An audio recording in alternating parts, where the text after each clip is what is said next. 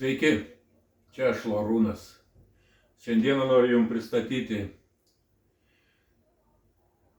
juostinį grotuvą Akai GX747. Čia aš juos turiu du, ne visada turiu tokį galimybę, nutariau padaryti tokį filmuką.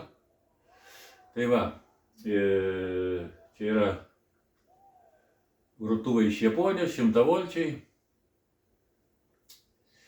juodos spalvos. Japonai mėgsta juodą spalvą, pas juos dominuoja grotuvai juodos spalvos, o kaip žinot, pas mumis Europoje daugiausiai visi mėgstam sidabrinius. Ir aš mėgstu sidabrinius, man gražesnis Akajus yra, bet yra kaip yra. Tai va, ką aš čia noriu Jums parodyti, gal pasireklamuoti noriu, nežinau. Nes kitos progos gal nebus, jau nebeturėsiu iš tų dviejų Akajų, gal vienas iš šių grotuvų jau rado savo šeimininką, rytoj jį pasiims. Tai va, jūs taip pat galite turėti šitą grotuvą, kurie planuojat, svajojat turėti tokį grotuvą. Aš siūlau tokį galimybę. Šitas laimingasis, jisai nepabijojo ir man sumokėjo avansų pusę grotuvo kainos iš anksto ir aš praktiškai per mėnesį laiko jam parūpinau šį grotuvą ir profilaktiką padariau ir parestauravau, kur reikėjo, sutepiau, kur reikėjo ir jisai dabar gaus rytoj tą grotuvą. Šiais laikais, turint omeny, už 3000 eurų, visai nebloga kaina. Jeigu jūs norit, susisiekit su manim. Galima iš anksto sutarti kainą, kokią spalvą norit grotuvo.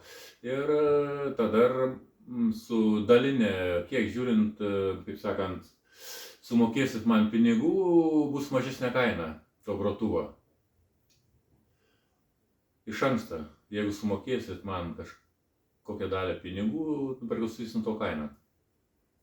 Ir tada jūs gausit, o taip aš parduodu grotuvų Akai GX747 apie 4000 eurų.